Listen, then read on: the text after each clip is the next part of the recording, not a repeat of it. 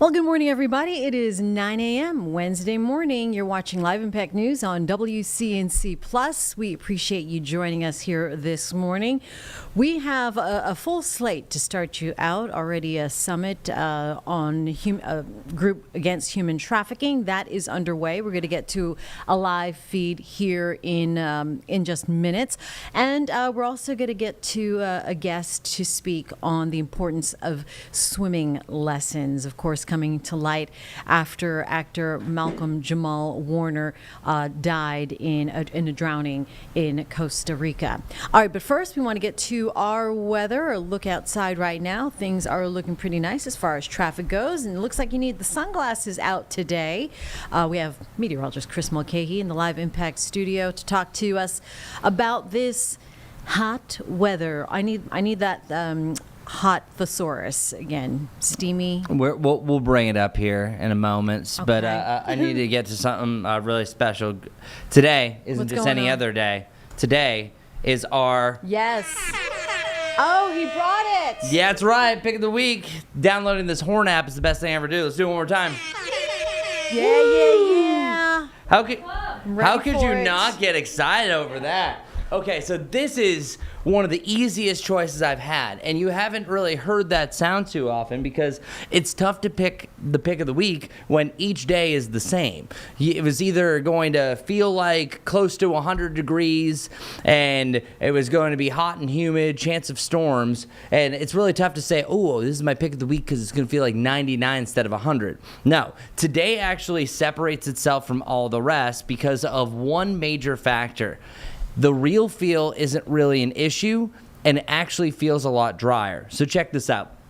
91, that's the white number that you've seen at 4 p.m., actually feels like 92. By 2 p.m., 88 feels like 88. So we're matching some of these numbers, y'all. That is significant. So we have a really nice setup here that today I wouldn't say is comfortable because it's still going to be 92 with direct sunshine. We don't have a lot of clouds. Today's a sunny day. It's gorgeous. But if you're in direct sunshine, 92 can still feel like 100 plus. So I just want everyone to know that, yes, it will be more comfortable. It's not going to be super overly muggy, but you're still going to be feeling hot and uncomfortable. So I just want people to temper the expectations. We're only going to feel so great for the middle of July. But busting out our popsicles, the main headlines you need to know is today feels better. Today is much better than yesterday. Storm chances will be back again tomorrow. We have a 0, zip, zilch, nada chance for a storm chance today. And then our humid air is steadily starting to increase after today as well. And then we're turning up the heat. We have multiple days that we could have a heat advisory on the way. And we're also looking at a near record stretch. All right, so Wednesday, today, we're a bit sticky to no problem for the afternoon. Then we start to see that humid air sneak back in through the overnight. And then tomorrow we have more uncomfortable air, pretty much the usual humid. And then we have the muggy air that's back on Friday heading into Saturday. If you mix a really muggy atmosphere with a hotter temperature, it's going to crank up how hot we feel. Today, I think maximum you feel like 94. Tomorrow, maximum about 98. And then 102 on Friday, just missing out on that heat advisory criteria. 106s for this coming weekend, where this product by the National Weather Service already has a major heat impact for Saturday, but seeing extreme impacts for Sunday heading into Monday. So I'm actually going to jump ahead to our 7-day forecast here just because I want to show you. I did move these bars to red. If everything ends up being a red bar, I'll just end up just putting that blue with the weather alert because then that would be aggressive. But I have a high of 99, 98, 98, and 97. So this isn't just a hot stretch. This is actually one of the hottest stretches that we're going to have so far this year. And I can also say that this is going to be the hottest weekend of the year. So check this out. Last weekend, we were 96 and 98. The weekend prior, we were 95 and 97. This weekend's 98 to 99. But realistically, I think that we could actually hit 100 degrees for the second, maybe even the third time this year. Because when you turn on the 100-degree machine, oftentimes it won't turn off. So it's been really intermittently that we've had really 100-degree days in the last decade or so. It's been really on and off, and here I'll show you. We've hit one 100-degree this year. We didn't do, or this past year, we did it this year. And then the year before that, it was 0, 1 in 2022, and then we went years without hitting 100. And then back in 2015, we actually had 3 days in a row in June that we hit 100 and 5 total in the month of June. Now, looking at the July stats that I was showing you really on and off over the last week or so, this is, I think, for sure going to finish as at least the third hottest July. With those temperatures even getting to around 100 degrees, we're going to come close to 1986. But 1986 actually holds its own unique record. We hit 100 5 days in a row in July, and that's one reason why 1986 is ahead of all the rest. And 1993 had 100-degree days 5 times separately. So, yeah, even though we haven't seen the consecutive hundreds, it's really close enough because our 90s have ranged all over the place. Because yesterday, remember how I was going to say I was going to be bold and I went 90? Yeah. We did it. Oh, we did it. Yep, we hit 90 exactly. And not toot my own horn, but I was just like, oh, man, what is everyone else saying? Everyone else in the market was saying 88, 89. I'm the only nincompoop that went 90, and it worked. So, hey, call it luck, whatever you want. But, yeah, we hit 90, so that's the 8th time we hit 90 exactly. But what's interesting in this list, so this is the number of times that we've hit each temperature. 98 we've hit 6 times. So we're actually rocking 98 more than any of the lower 90s like 91 or 92. We've actually hit 98 more than 91 and 92 combined. So that is significant. And so far we've actually hit 100 degrees once. 35 times we've hit 90 plus, and this is now officially 16 days in a row of hitting 90 degrees. As long as we hit that lower 90 degree point today, tomorrow, something doesn't go wrong and astray, and I highly doubt that it will, look at the next 10 days. This completes the month of July. So this will keep us as the third hottest July, but also, even if, say, it gets a little bit hotter than this, we are only cooling back down to the lower 90s by August 1st. That's at least 8 to 9 days at 90 plus. So that would actually extend our current streak of 16 into the number 4 spot. So we're right in the middle of what's looking like, as long as the next couple of days something weird doesn't happen, the 4th longest consecutive stretch of 90-degree days in Charlotte history. So this is a historic stretch as far as how hot we are, one of the hottest Julys on record. Megan verified that with me. And as long as you have a heat dome like this, the heat is unforgiving, and heat can sometimes build. So that's why I'm saying that, hey, I only have 99, 98 right now for Saturday heading into next week. I would not be surprised if we, for the first time since 2015, could have not only another 100-degree day, so that would actually be the first time since 2015 to have multiple 100-degree days in a given year, but I think we could hit 100 degrees multiple days in a row if that first hits, at least on Saturday or Sunday. So this is an epic stretch. It's not really forgiving. It's really not until Wednesday to Thursday of next week that we start to break up that heat dome, and realistically it's going to take pretty much a big shift as a front or something like a tropical system to disturb this pattern, because the long-range pattern is keeping things super hot. As far as our rain chances go, isolated storm chances, that's going to be inhibited. We don't really have a lot that's happening from this all in all, so enjoy today. Today, with a dew point of 60, feeling like the actual air temperature, you're going to want to take advantage and do anything outside. 92 with sunshine is hot. I know that. You're going to feel hot. You're going to sweat. But it's the most comfortable day compared to feeling like 105 to 108, where I think some parts of the Carolinas by the weekend won't only be under a heat advisory, but an extreme heat warning. All right. So you said it a while back when we were first entering the summer season, like this 90 is going to be hot, but later on in the summer, this 90 is going to be welcome. Yes, and we're doing it again. And we've also mentioned before this is actually a rarity. When you see a dew point drop below 60 degrees in July, that's a treat. And that's why it's really tough, because people are like, wow, I'm still hot and uncomfortable. Yes, it's July. It's 92. Yep. But this is much better than that air you can wear. You can feel the moisture around you. Today is going to be a much better day. You can already start to feel it this morning. This is the day. This is the pick of the week. And that's why it was so easy for me to bring up DJ Airhorn. Go to play it again. Play it again, Sam. Well, the problem is this app makes me watch an ad. It won't let me do that. Oh, there we go. I've tried to buy the app. Like, this is the one investment I would. And it's like, no, you have to watch our ads. I was like, come on. You can do it. All right. Chris Mulcahy, thank you. Of course. Hot, We love today. Today's hot, a great hot. day. This weekend is hot, hot, hot. Hottest But this weekend of the year. weekend, you know. Oh, sorry. That was a false alarm. False alarm. We don't party. No, we don't party for that one. Party for Hot. that. Yeah. So again, hottest weekend of the year coming up. Stay cool. All right, we will. Okay. Thanks to you, Chris Mulcahy, checking things out for us here in the Live Impact studio. We want to go right now to this human trafficking summit. We're going to take this live as we are monitoring things. They did have some housekeeping rules right now, but this is the Conservative Political Action Conference hosting their international summit against human trafficking.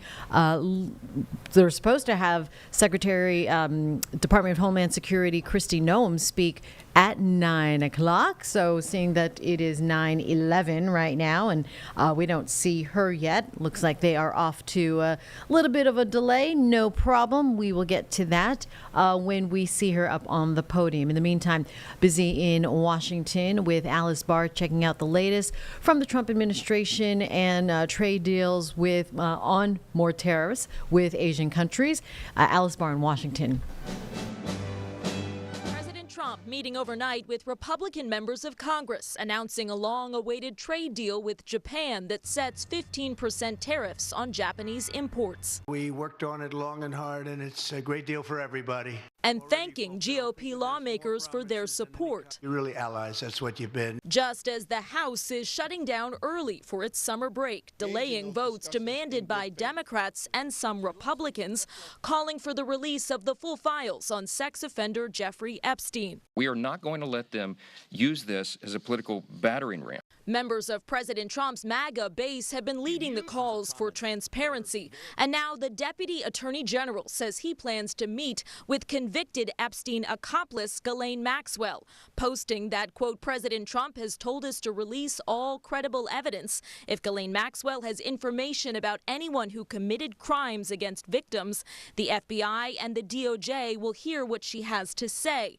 The president backing the move. I don't know about it, but I think it's something that would be sounds appropriate to do. While trying to step back from the controversy. It's sort of a witch hunt, just a continuation of the witch hunt. The House Oversight Committee also voting to subpoena Maxwell's testimony, as Republican Thomas Massey suggested that not releasing the Epstein files could weaken the president's support. He's eroding his base. More importantly, if we don't take the right side of this issue, it's going to cost us votes in the midterms. Members of both parties insisting the issue is not going away. In Washington, Alice Barr, NBC News.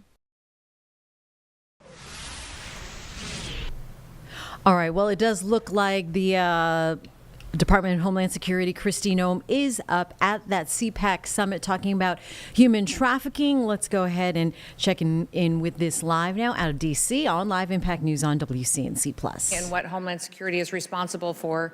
But then also, if we get time, I know this is going to surprise everybody here, but if you have a couple questions for me, I will certainly take those, because I always think that's a little bit more engaging for all of you. There may be times where you see us doing something in the federal government or making decisions and you're wondering, why on earth are they doing that, or why is she saying that? And if I ever get the chance to ask her a question, I want to ask her this. So I'll do that at the end here, if you guys are more than willing to do that. Well, you know my name is Kristi Noem. I've had the privilege of serving as President Donald Trump's Homeland Security Secretary. People often ask me how I ended up with that position.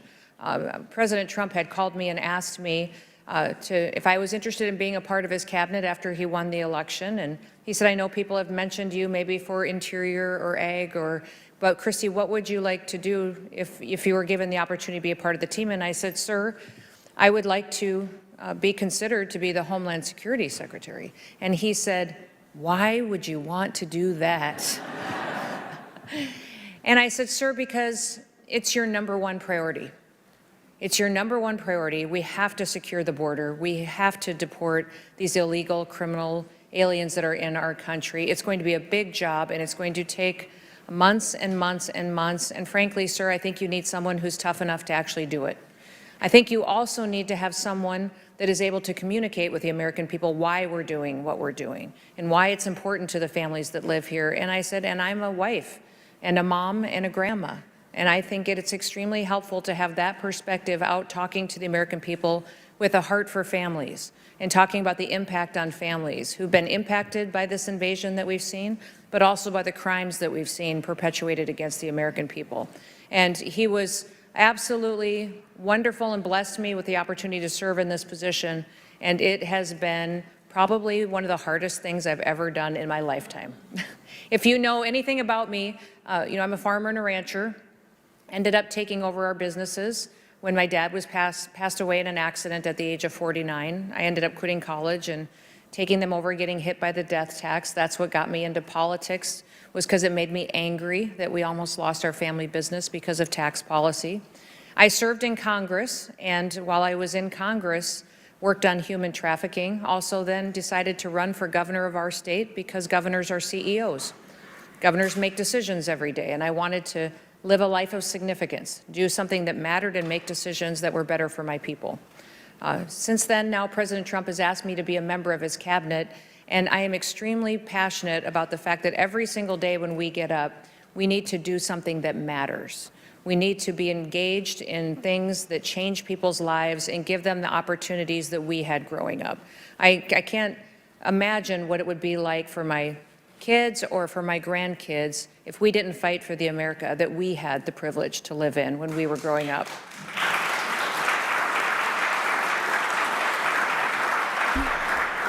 Now, Homeland Security and we will get is you an back interesting out agency. to It's got Department of Homeland Security, Kristi Noem, at that CPAC summit talking about human trafficking, and an all-day summit there out of D.C. in just a moment. First, we want to talk about what's really important here now with the summer season definitely underway. We heard from Chris how hot it's going to be, people hitting the water, and water safety has never been more important. The tragic news of actor Malcolm Jamal Warner, of course, his drowning death in Costa Rica, serving as a sobering reminder that even experienced swimmers can find themselves in dangerous situations. Here in Charlotte, Big Blue Swim School serves 2 overlooked populations, right? Adults who have never learned to swim, and then children with special needs. This morning we have special guest Ashley White as well as Luke Frederick from the school in Charlotte. And today, or this week, is National Drowning Prevention Week, it so happens. Thanks for coming in, first of all, you guys. No problem. Thank you for having us. So let's start from the beginning. Like I said, with Malcolm Jamal Warner coming to light, it really is so critical and a reminder that learning how to swim and knowing how to swim is so important. What are you seeing in Charlotte as far as, people and populations that need swim lessons? It was definitely a huge need. We had a lot of parents that once we opened and we were offering children's lessons, they would come to us and they would, in conversation, say, we would never be comfortable with our children being in the water because I personally don't know how to swim. So that was something that pushed us to begin offering adult lessons. And then with our adaptive lessons, we had a lot of parents that would say, well, I have one child with special needs, and it's been hard. They love water, trying to find locations where they could learn. And so we began looking and doing research, and we found a program with swim angelfish called Swim Whisperers. And we were able to get some of our staff certified in that program so that we could now begin offering lessons for an underserved population. All right. So how is it different serving adaptive skills or kids with special needs and then children? Yeah, so with the adaptive lessons, we really try to schedule them in some quieter times, try to find some times where we can have a little bit more attention to them, and those are always done private lessons, one-on-one with one instructor, never in a group setting unless that's something the parents are looking for. All right, very good. And then when it comes to adults learning how to swim, why is it a delayed lesson? Are they embarrassed? Are adults fearing, trying to get into the water at this point of their lives?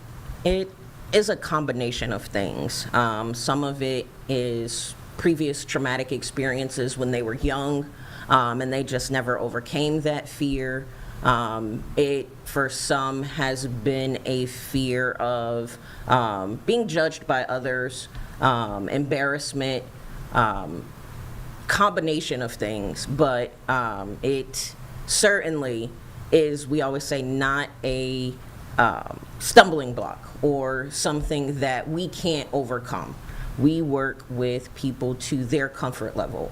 So we never push them faster than they're ready or move at a quick pace. We tailor, even though it's a group lesson, we work with the individual swimmer at their level as well so that we can help build that confidence to continue to move forward.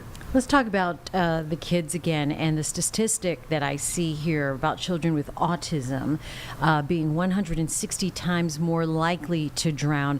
That's quite shocking. And they, like you mentioned, the water is so attractive. You want to jump in and play.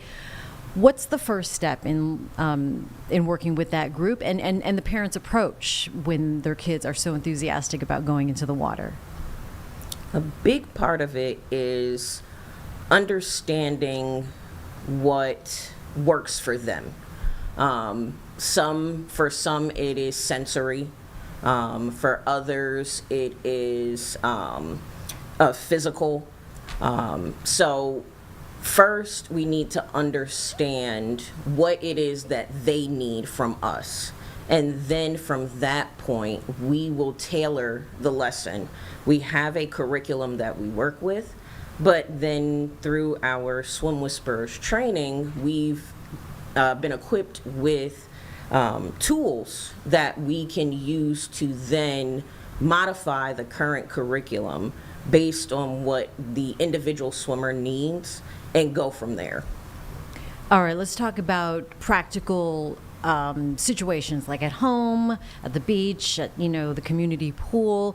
parents, what should they be watching for, and even really just people, when there are any kind of struggles in the water? It's not like what we see in the movies, right? No, I think what's important is that they're watching. That whenever there are swimmers in the water, someone that knows how to swim, a responsible adult, is watching them and is not distracted, so that they can see when that swimmer becomes in distress. Yeah, as a lifeguard instructor, that is one of the leading causes of drowning is unattended children. So as Luke mentioned, always making sure you have a designated water watcher is crucial. I know we mentioned that we started the week with the unfortunate news of Malcolm Jamal Warner, and one of the things that I noticed in the article was it said that he went on a solo swim. So we never want to swim alone. That is such a huge piece of preventing drowning. Yeah, I mean, watch those red flags. There was the red flag right there in the water in an area known for dangerous riptides as well. Going through the rest of the summer and, now these drowning tragedies coming to light, what do you want people to remember? What do you want our viewers to take away from this morning? The water is not something to be afraid of. There are resources out there to help you overcome that, no matter what age you are, no matter what your situation is. It's something that everyone can achieve. How can people get involved, and is this expensive? It is not expensive. We certainly are priced industry standard, but then we also make it a point. We know families have individual situations. We know that at times we may need to work with people. Life happens is one of the things that I always tell parents. So we try to be as accommodating as possible. So if there are individual situations, I always say just reach out and talk to us. We can, fortunately, our owner has given us the leeway to work with families as needed. We're not set on a specific, of course, we have the costs in place, but we can work with people. And if they want to reach out to us, they can text us, they can email us, or they can stop right in. Okay, and you are located where? And what's the email or the where should they find you on social media? So we have two locations. We have the Pineville location, which is located in South Charlotte. And the email address for that location is just pineville@bigblueswimschool.com. And then we also have a location in Concord, which is right at Concord Mills Mall. And that one is concord@bigblueswimschool.com. All right, very good. Anything else we need to know today when it comes to swim lessons for adults, children, and adaptive skills? I'll say we make our lessons fun. Fun. Yeah. I like it. Sounds good. Non-intimidating. I know there's another gym or whatever that's the judgment-free zone. And no judgment when you get into the water and learn how to swim, no matter your age. Exactly. Important things to know. Yes. Ashley and Luke, thank you so much for coming in a topic very important to us as we get through the rest of these summer months. Appreciate your time. No problem. At 9:26, we're in the Live Impact studio right now. We'll get you back out to Department of Homeland Security Secretary Kristi Noem speaking at the CPAC, hosting an event, an international summit against human trafficking on Capitol Hill, as they are focusing on the current efforts by lawmakers. You're watching Live Impact News on WCNC Plus. Back to their home countries.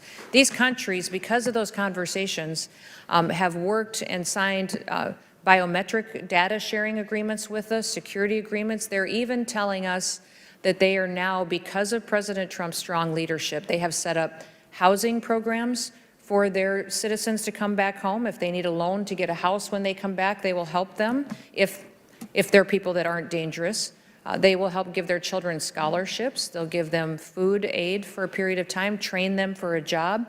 And we believe, after visiting in those 10 different countries with the leaders, that we have over 1.5 million people that have already gone home on their own and self-deported just because they recognize they shouldn't have been in the United States illegally. And if they want to come back someday, they need to do it the right way. And they needed to do it, come back on their own. So now one of the things that President Trump's bill just passed, the big beautiful bill that he talks about quite often, that is quite powerful, did have some policy changes in it. Obviously, it had a lot more resources for our border, for the border wall construction, but also enforcement with more ICE agents, more Border Patrol agents, more investigators will also be hired. There also will be the ability to return people back to their countries and dollars with that. But it also had some policy changes in it that I want you to know. It's going to make it absolutely mandatory with the language that was included in the bill to conduct criminal background checks on sponsors that would be with unaccompanied minors.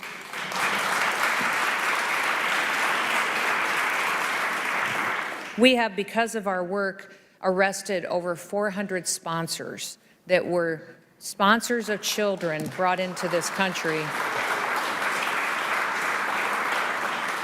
that the Biden administration was paying to take care of and to traffic our children. We have stopped that, and we're so thankful that we now have language that makes it absolutely mandatory to run a criminal background check on someone before they can become a sponsor in our programs.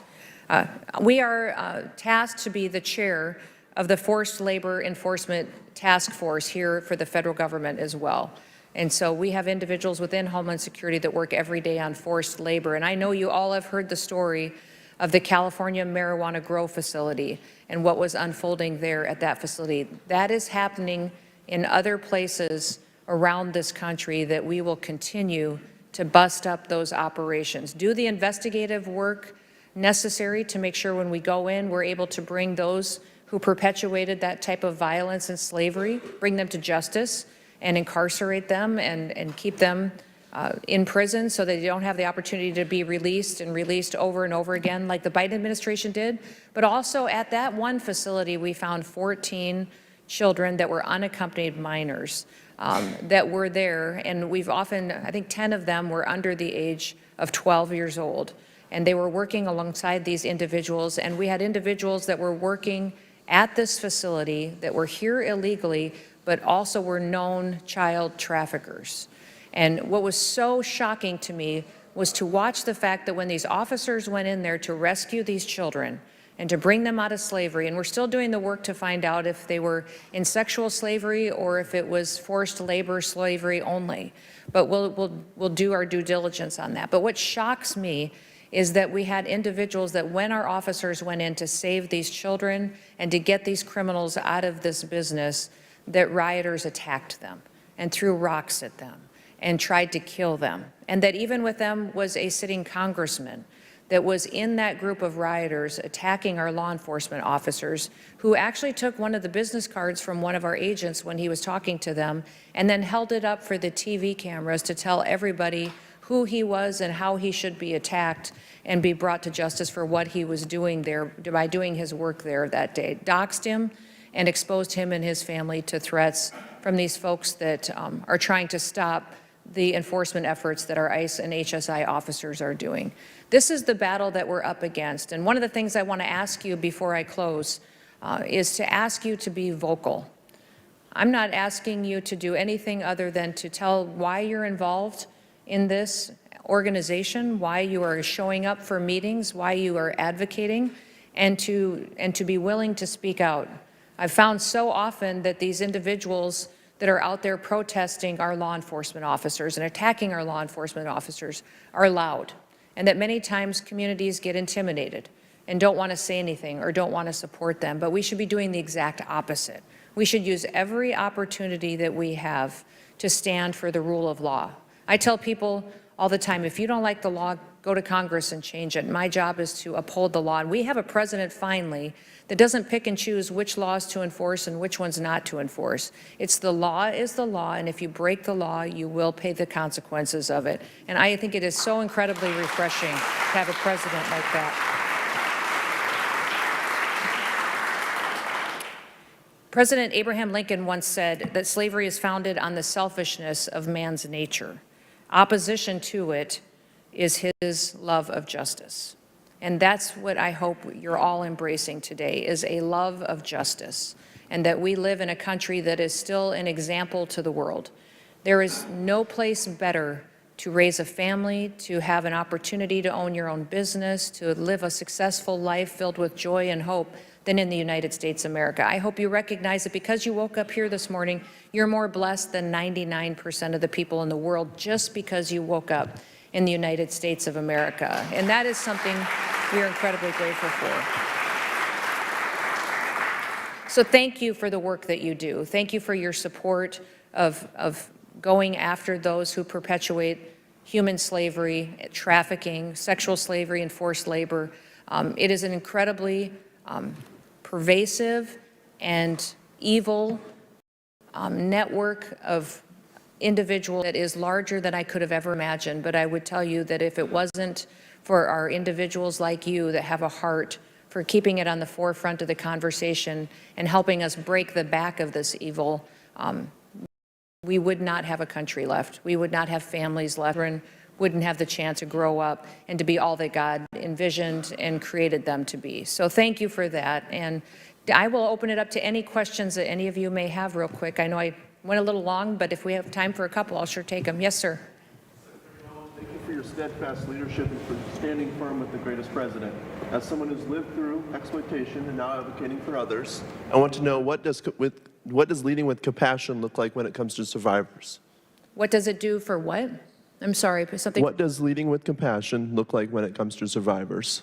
Well, number one, with survivors, you need to spend time with them. You need to spend time with them. I think we live in a world right now where everybody thinks they have all the answers, and everybody thinks that they know the right thing to do and is so quick to speak. And one of the first things I feel like I constantly have to remind people is to listen, is to sit and listen. And especially when it comes to survivors, there's so much that we can learn. Years and years ago, when I spent some time with some dear friends of mine who are survivors of sexual exploitation, and sharing their stories, they taught me so much about the difference in healing that is necessary when you've been exploited through sexual trafficking, prostitution, whatever it was. They said, you know, and a victim of violence that may have undergone a rape or a one-time incident on the street has a horrific thing that they have to try to heal and get over.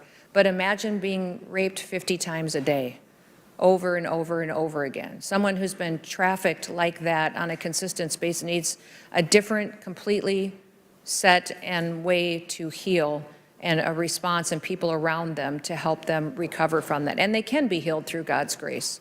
But we need to make sure that we don't always have all the answers, that spending time with people, listening to them, and using that in their care and healing afterwards is incredibly important. The one thing I'm a firm believer in is that God created us to serve people. We are happier when we are fulfilling our purpose. So most of the time when I find somebody who's miserable, I'm trying to remind them to go do something for somebody else. We will be happier physically, mentally, and spiritually if we are serving other people, because that's why we were created. Yes, sir. Way in the back. We'll do a couple more, then I'll get you guys back on time. I'm an international political analyst, and I study a lot about the New York City. Yes. And I was neutral until the election this year. Then I find second day, 25th of June, detail and the pattern of Zoran Mandamani. So who is violating the law here? And I filed the complaint to the Justice Department. The multiple law he violated, federal law, 18 title, and human rights, attacking to the religion, and law enforcement. And not only that, the community. So he violating the law. What we can do for such people? This not tolerate in our society. Are you talking about people in New York City that have to live under the law? Yeah, in the New York City, about the Zoran, the guy who won the election. Right. I filed the case against him to the Justice Department. I have a copy here. Yeah. Yes. If you need copy, I can give you. Yeah, you can give it to one of my staffers that's back there right beside you. That'd be fantastic. I'd like to look at it. Listen, what we do when we run into sanctuary cities where the local law enforcement aren't able to help us because of mayors or city councils and people that won't have their backs and be there and help us with operations, is we double down. We put twice as many agents there. We go in there and use more individuals and more backup and still run operations because the people who live in those neighborhoods, I've been there on operations many times with our agents, and people that walk by us on the streets on their way to work or taking their kids to school say thank you. Thank you for being here. Thank you for helping us even when our mayor or our city councils or our governors won't. So what we do in those situations is we send more law enforcement to make sure that we're taking care of the people that we're responsible for. Yes, ma'am. This will probably be the last one. Yeah, you two, both of you both can ask your question. That'll be fine.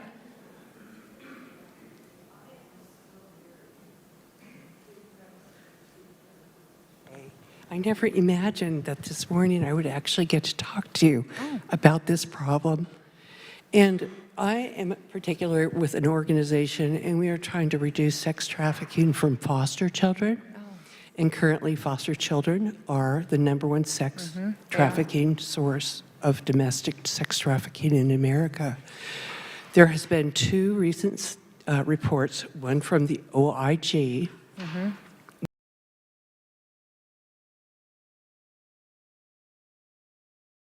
where they found, and it is the federal and state law to report foster children, but almost 70% of the episodes were never reported. And there's no prosecution for that, is what we found out. When the state actors fail to report missing children, they continue to get the Title IV stream, okay? If they report the children, their funding stream goes away. And so there's no accountability. There's never been one state actor or foster parent ever held accountable about not reporting a foster child.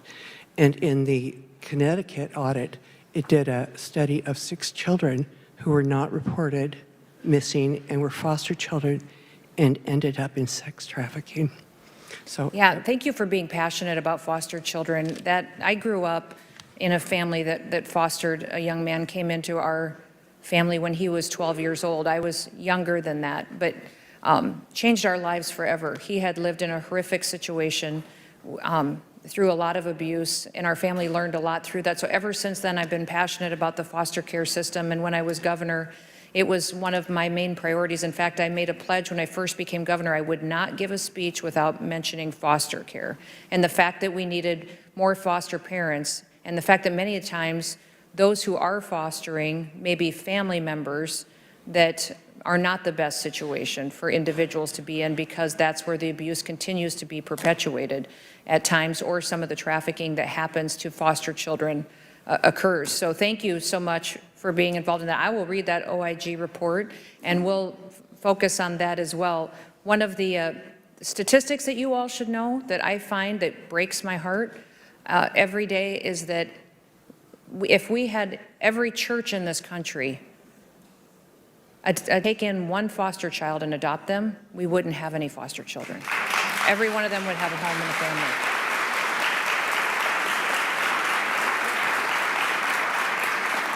So many times it is just people looking at themselves. And I have a sister who took in a 15-year-old foster boy and then adopted him, another brother who's adopted 3 children. We need to give these children families, and they need to be families that are safe. Last question. Good morning. Morning. My name is Gina, and I'm from New Jersey, and I'm a survivor of domestic violence and different forms of child abuse that led to be abducted into sex trafficking. I am filled with gratitude to be here today and to be amongst so many passionate, committed people that are trying to do something to protect our children and provide safety. I am filled with gratitude for your courage to be here and for all that you're doing. And not for what's working, but for what's working. Because for a lifetime, I was the victim but I was also considered the criminal that followed me with convictions after convictions in different states that I did not choose, that was forced upon me. It was not a life that I wanted. It was not a life that I dreamed of. And it was only until several months ago that all my convictions were finally vacated. But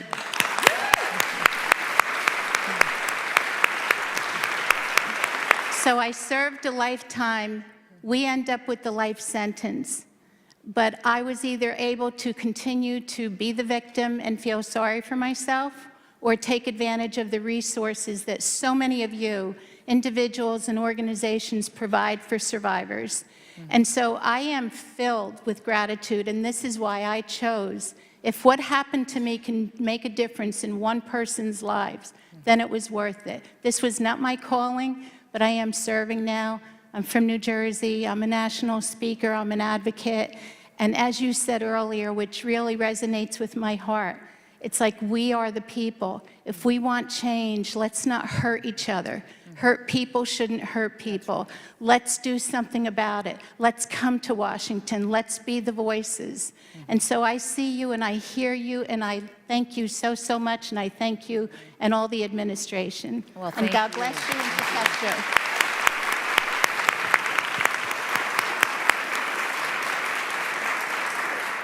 Thank you for telling your story. And I think that's a good reminder to all of us, is that people can stand up and talk about statistics all day long, but people will remember a story, a testimony. Your testimony, when you tell it, will change people's hearts forever and get more of them engaged in helping. I just want to thank Matt and Mercedes for inviting me to be with you this morning. Also Frank for his leadership in bringing all of us together. Absolutely fantastic, the work that they're doing, and I believe God's hand is upon it. So thank you for everything. You have a blessed day. Enjoy.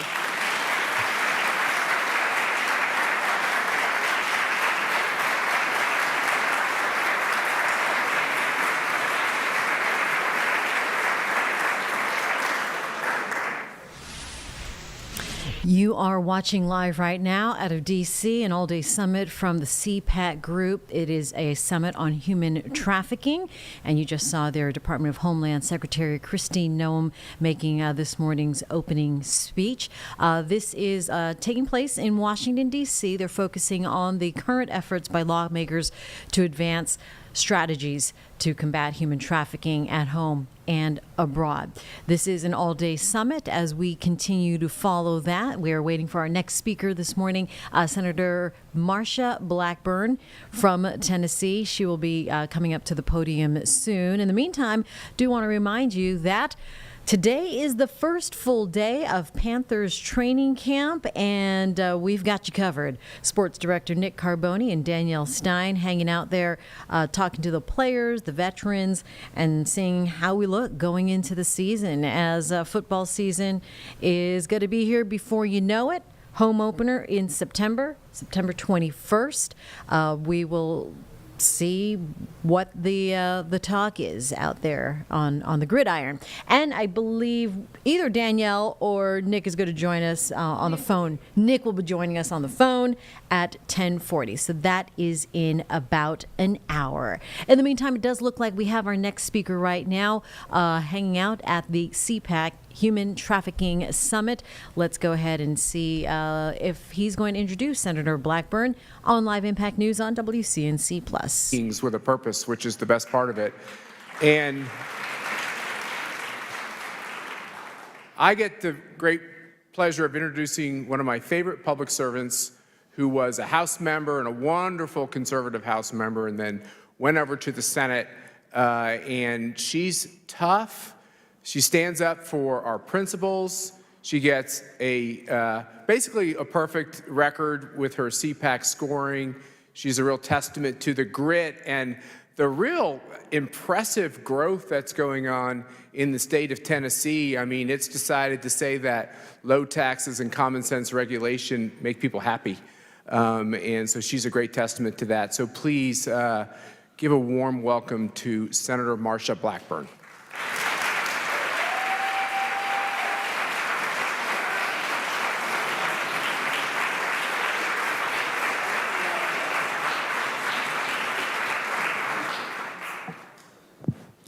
Good morning and welcome to DC. Do I have any Tennesseans in this group? All right. I love it. And I want to say a thank you, a heartfelt thank you to you all for focusing on this issue of human trafficking. You know, this is indeed modern day slavery. And there are steps that can be taken. And it is now a $270 billion a year global business. Think about that. $270 billion a year on trafficking people. And it is primarily women and children.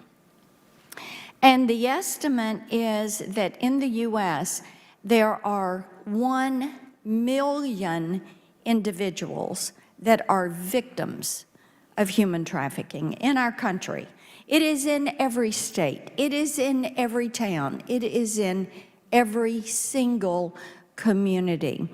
And I appreciate what Secretary Noem was saying about foster care, because we know many times when you're looking at the virtual space, it is foster children who are the most vulnerable.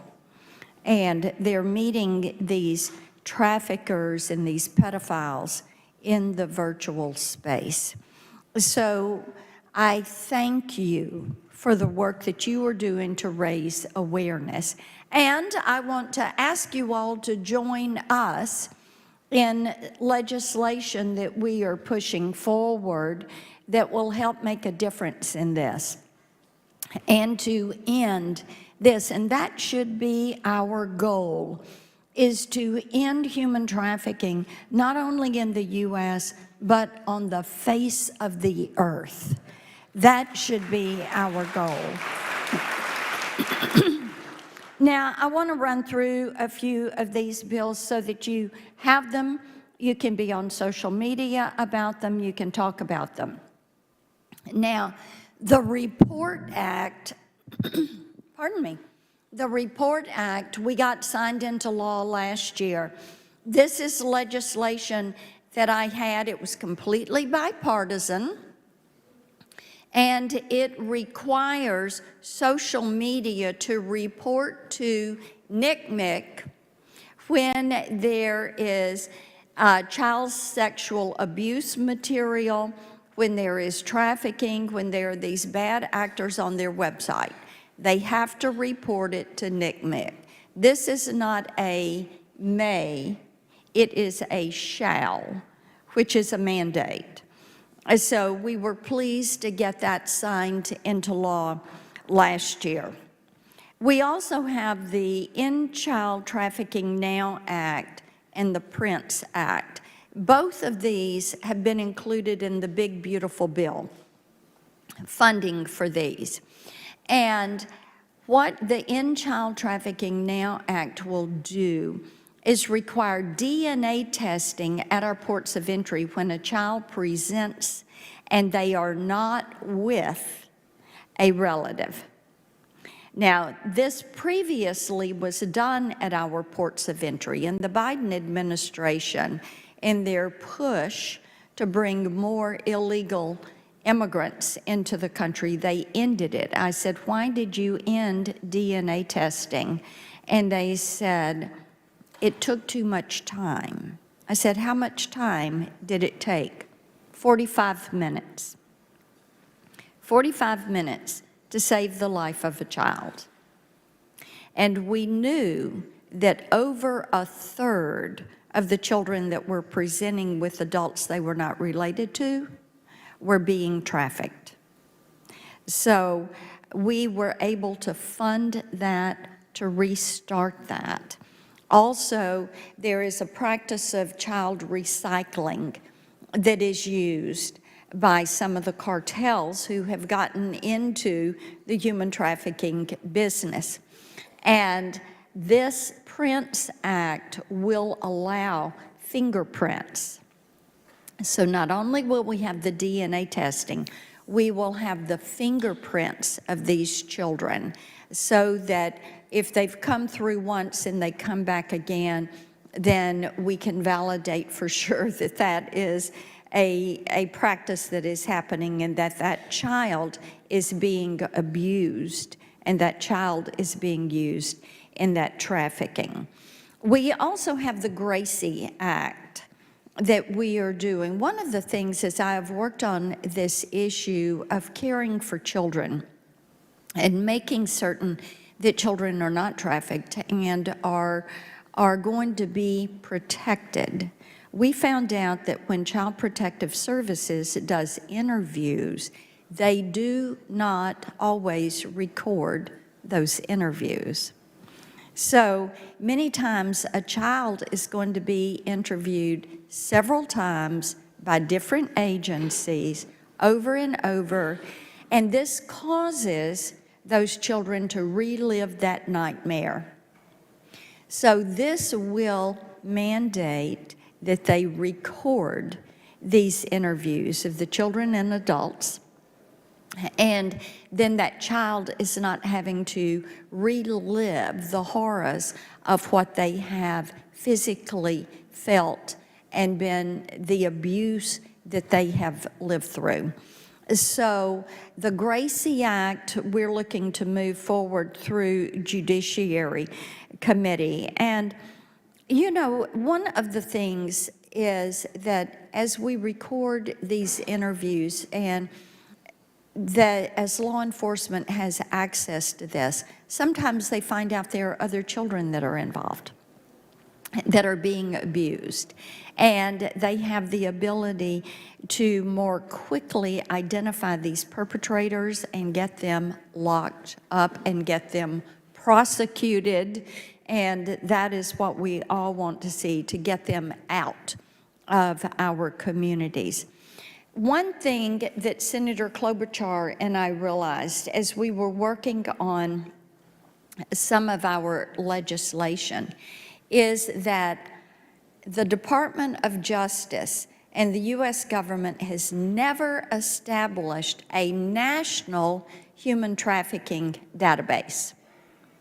You have data that is kept locally, you have data that is kept in states, but there is no national repository or place that we keep this information so we can follow these patterns and do analysis and then find children that may be in some states.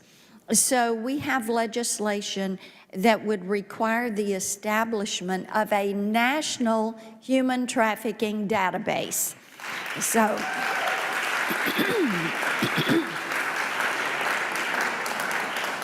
and we know that having that information is going to be vitally important. And let me give you an example of where we think this could be helpful.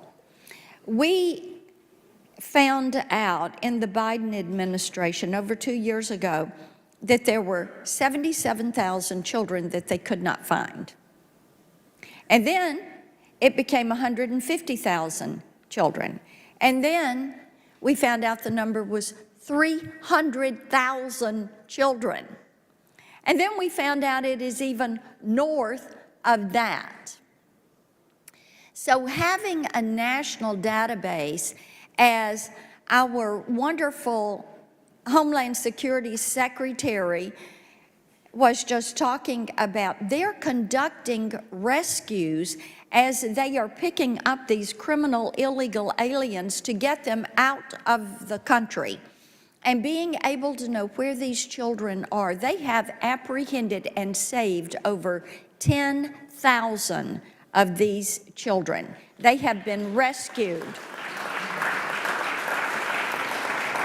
So putting this into a database would give us a repository that we could work from. Now, we've also got the Combating Trafficking in Transportation Act. This is working its way through the House and then should be ready to go to the President's desk very soon. And this will give states flexibility so that they can put signage in their welcome centers and their rest stops, saying, if you need help, here is a number to call. If you are being trafficked, you can walk to this officer. You can get help. And we know from what we've seen with putting signs in public areas, this helps people who are in distress to know where to go for help. And the Save Girls Act is legislation that we have that puts grants to local law enforcement. I'm sure many of you have worked with your local law enforcement and have said, look, we want to work with you to raise awareness, to educate people, and to help with rescues. And not all communities have agencies or coalitions that work on this. In the Nashville area, there is the Nashville Anti-Human Trafficking Coalition, and they work with law enforcement on conducting these rescues and saving women and children that are being trafficked. So this is grants directly to local law enforcement to help them as they work to save these children. And of course, we're continuing our work with the Kids Online Safety Act. And I know many of you, thank you. Many of you have supported this legislation. Senator Blumenthal and I got it out of the Senate last year on a 92-3 vote. We were really thrilled with that vote. And we are working, it's reintroduced this year. We are looking forward to having the House move forward with it. But it is imperative that we put the burden on social media platforms, which is where most children meet a drug dealer, meet a pedophile, end up finding somebody that traffics them. And it is imperative that we put the responsibility on social media and make certain that there is a toolbox for parents and kids to detach from these algorithms, and that there is going to be a mechanism for parents and kids to report these bad actors. So we are grateful to you all for your activism. We're grateful that you are here in DC. We're grateful for your support, and let's end the practice of human trafficking. Thank you all so much.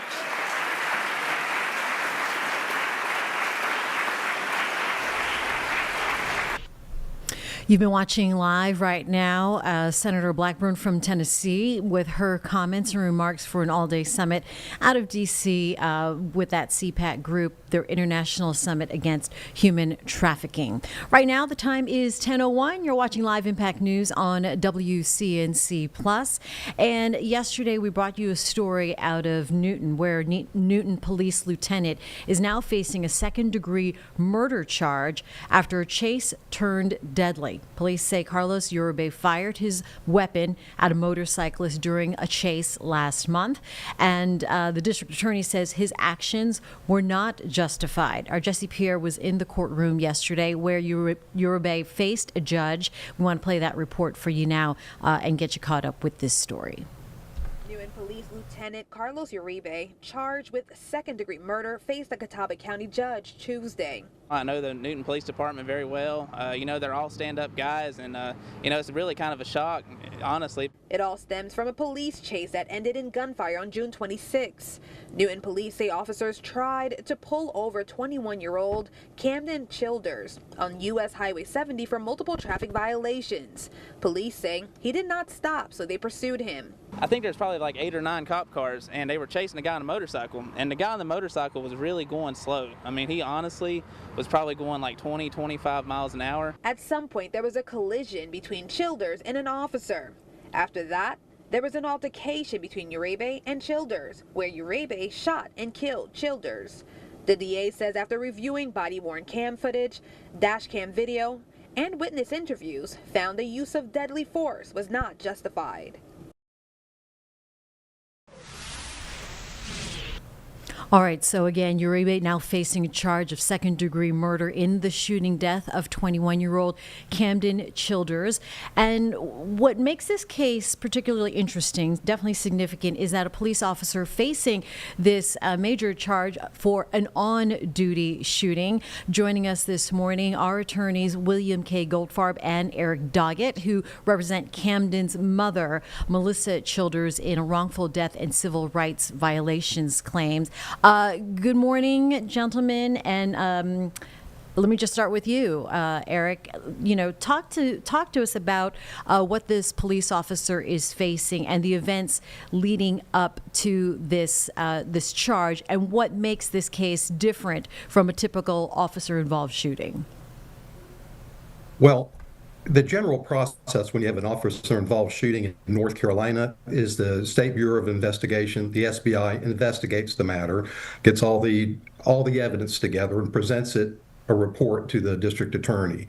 The district attorney then reviews it and decides if they're going to basically pursue criminal proceedings on or any criminal charges. The vast majority of the times, no charges are ever pursued. No criminal charges are. However, that doesn't mean that civil rights claims don't exist and aren't pursued, because they're completely different standards.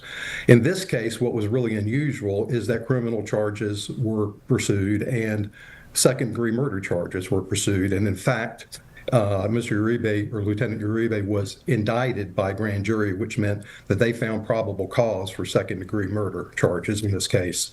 Now, he hasn't been tried. You know, whether he's guilty or not will be determined by a jury at some point. However, second-degree murder, the elements of that, it's the unlawful killing of a human being with malice, but without premeditation and deliberation. And malice can be established by the intentional use of a deadly weapon to inflict a wound that proximately causes or results in death. And we believe that that's the situation here in this case. And while so this is extremely unusual. You very rarely see officers charged with murder in an online duty case. So this is virtually unprecedented, certainly in this state. Witnesses I'm sorry, go ahead. And I'm just sorry that this resulted in a real tragic death of Camden in this case, and his mother and family are just absolutely distraught over it. And again, it's very early in the process. There's a lot of information and a lot of recordings, et cetera, that we haven't seen, but that the district attorney has, and presumably a grand jury has as well too. So the story we'll let that unfold as the district attorney pursues his case. Yeah, so how do civil cases proceed alongside a criminal prosecution? Well, typically as we go through these, we try. Well, actually, let me defer to Mr. Goldfarb on this one. Sure. Well, good morning, Ms. Bragg. Nice to see you. So, the criminal case takes precedence. Okay, that's just the way it is. And in order for the civil case to find out the information that it needs in order to bring the civil action, we kind of lag behind. And the theory is because the district attorney and the people who are prosecuting the case want to make certain that they have control of what the evidence is, and in any case, the evidence in a trial comes from within the courtroom through video, through witnesses, through depositions and things like that. And what can happen in cases like this, and what is happening, in this case and many others, is people who are not in the courtroom, who have not seen the tapes or anything, begin to give their opinions and thoughts to what happens in the case. And when the case is ultimately tried, you want people on the jury who are open-minded and who have not been predisposed to information that may not even be true.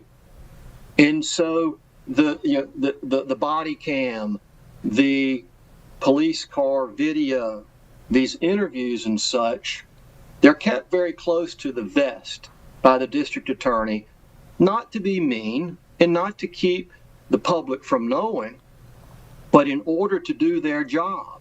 So there are mechanisms where in the civil case where we represent the mom, okay, in constitutional violations, a wrongful death case, where there are mechanisms where we can get a hold of those things. And we must file the motions with the court. The judge must allow it. And then we can begin to look into it. And what we promised the district attorney, family did, is that we would not go talking all about this thing. You know, there's things that are out there that are hurtful comments, some of them. And then others, you know, we don't know whether they're true or not. And we'd love to be able to respond. But we're not doing that. And we're not going to do that until we actually know what happened. Then when we respond, we'll be responding with the truth. So, again, the civil case lags behind the criminal case, but we're going to get there. And we're going to know what happened. And we're going to do everything we can to bring justice to this family for the tragic death that occurred. Our reporter Jesse said in the documents, the prosecution alleging that Camden had his hands in the air, clearly unarmed when he was kicked and then shot. If you're able to answer, how does this sequence of events support a murder charge rather than a lesser charge? I know you're dealing with the civil part of it, but if you're able to just kind of weigh in on what the evidence leads to that indictment. Mr. Doggett, go ahead. Yeah. Well, what I'll just say is from what has been described is in the tapes and I guess the facts that you just spoke about was that the shooting was unjustified based on what I presume the entirety of the evidence that the district attorney reviewed. Apparently, Camden did not represent a threat to anybody at that point in time. He was unarmed. And of course, he said he was kicked down, his hands behind his back when he was shot in the chest. Okay, so he said there was no justification for that shooting. And that makes it an unlawful killing of a human being. And he intentionally used his gun to shoot him. And that resulted in his death. And that would constitute a charge of second-degree murder, which is the unlawful killing of a human being with malice. Of course, malice being the intentional shooting of him to inflict a wound that caused his death, but without premeditation and deliberation because it occurred at the scene. What would justice look like for the Childress family? Well, with regard to the criminal part, the full sentencing that could take place when someone intentionally kills another person. I mean, they just can't even believe what happened. And so I mean, that's it. You know, that's the justice they're seeking. Then with regard to what Mr. Doggett and I are doing, well, there is compensation for his companionship, the society that he gave, his comfort that he gave the family. And we understand that he was the person that kind of brought this family together. He's a 21-year-old boy, whole life ahead of him. Family loved him, and he brought joy, and he helped the family. And all of a sudden, this loved one is gone. And that needs to be recognized. That human life that was taken, it needs to be recognized. Yeah. Unfortunately, you know, I can't imagine what his mother's going through. I can think of no worse curse than to outlive your children. And no amount of money can compensate for the pain and anguish that the mother, Ms. Childress, has gone through. Unfortunately, our court systems that's the only kind of relief that they can provide in this, in recognizing it. And there's certain wrongful death claims, et cetera, that William just discussed that provide some type of, some measure of closure and relief for that. Yeah, I was going to ask about the mom, Melissa, how she's coping with the loss of her son, of course, but also the very public nature of this case, right? Miss Bragg, she is up and down and up and down. She is very upset at times, and then at other times calm. And it's like a dream that she would hope that she would wake up from, and this would all be gone. And the fact that she is very, she's not to express herself openly and publicly about all of the hurt that she has, just because we're trying to protect the process. That's also difficult. She wants to say, she wants to do, she wants to tell people how much she loved her son and how much he meant to the family and what he was like, the fun things that they would do, and that will come about in the right time and in the right place. But she's a strong lady, and she's going to see this thing through. But it's very difficult for her. Yeah, I will tell you that one of the biggest issues that she's had is she wants to know exactly what happened, and she feels what her son went through. And I will tell you, early on, when we first started speaking with her, she told us what she felt had happened. And as the story comes out, she had a premonition of what happened, had nightmares about it. And it's playing out just as she thought it had, which is, shows how close she was to her son. Yeah, how bizarre. What specific information do you believe the public still needs to see, the family asking for full transparency? Or is that going to compromise the case? Well, I believe that there's enough public interest that here at some point that basically the body cam videos and the dash cam videos, both she and the public have a right to review those and see what happened. Of course, a case like this comes at a time of national conversation about police reform and accountability. Is this a potential turning point then in how officer-involved shootings are prosecuted, both criminally and civilly? Well, one thing I would just like to say is first off, the vast majority of our police and law enforcement officers out there, they put their life on the line every day. They do their job. They're great. They're outstanding people. I support them, and they've supported me. So this isn't meant to cast aspersions on all of law enforcement, because we don't. However, sometimes you have a situation where someone just clearly goes over the line, and I can't say that that's here in this case, other than basing it on the fact that a grand jury found that there was probable cause to indict him for second-degree murder. And I take that very seriously. And I think that the district attorney, Scott Riley, was really courageous in terms of presenting that to a grand jury and pursuing this prosecution. And Ms. Bragg, to dovetail on to what Mr. Doggett said, totally echo everything he said about police officers and them protecting us and being able to feel comfortable when they're around. You feel protected, and they're fantastic.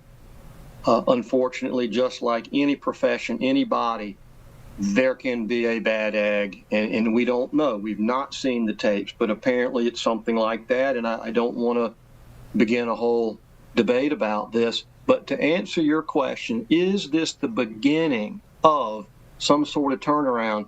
I don't know if we know that until we look at the tapes, okay, see what they say, and then compare them to other videos where the charges were not brought. You understand? And compare.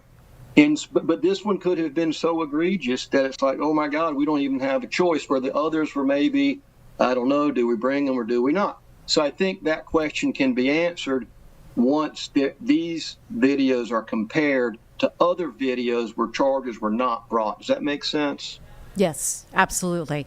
What kind of timeline are you looking at or expect? I know the criminal case first, right, and then civil litigation following. What in the coming months, years, what are we looking at? Well, you go ahead. I'm sorry, I was interrupted. Go ahead. Sorry. this involves a wrongful death, and in North Carolina, civil action has to be initiated within 2 years of the death. So that would be the outside of the last point when the case has to be filed. In civil rights cases, wrongful death cases are exceedingly difficult and very complicated. We like to make sure we have all the evidence, all the information that we can possibly get before we file something. I can't forecast right now when precisely that will be, but it'll be when we believe that we have everything together to make that happen. And we'll continue to work with the authorities to make sure that we can get what is needed to be able to timely file a lawsuit in this matter. And we're hoping certainly it's not years. You know, that is the statute of limitations. We're not looking down there and say, oh, that's when we're going to start. That's not what's in our brains at all. We want to get to it as quickly as possible. Anything else you want us or Melissa Childers wants us to know about Camden beyond the circumstances of his death? Know that he was a loved individual, and with regard to public comments, because social media is such a big thing these days and people say stuff without knowing the full facts just to be able to weigh in on things, I think what I'd like to say is hold back and think if you actually know what actually happened. If you do, fine. If you don't hurt feelings and raise anger for either side of the case. Take a step back. Let the process work instead of getting all fired up about stuff. You know, unless you were there and you saw and you can actually be a real witness, well, then you do what you want to do. But that's my thought on the whole thing, because it's very hurtful to read bad things. And I'm sure for either side. And when people don't even know, they're just giving their thoughts and opinions to try to stoke the fire. It's like that's not a good thing. It really isn't. Be mature. Just take a step back. Yeah. Unfortunately, there seems to be an inverse relationship between the amount of knowledge some folks have versus the amount of opinionation they have.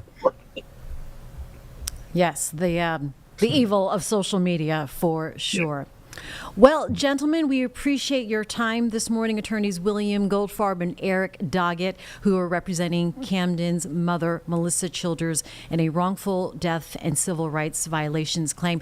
Thank you for your time and your insight this morning. Thank you very much. Appreciate it. Thank you. Thank you.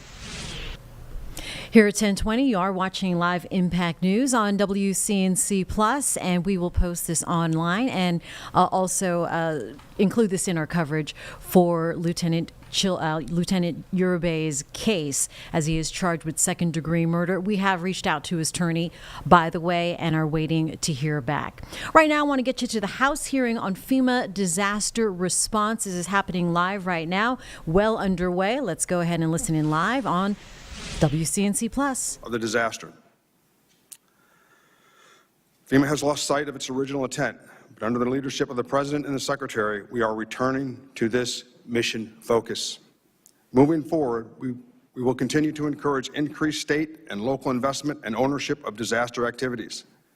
By doing so, we will be better postured to eliminate processes that create delays, backlogs, and survivor frustration, while also increasing coordination with state and local officials.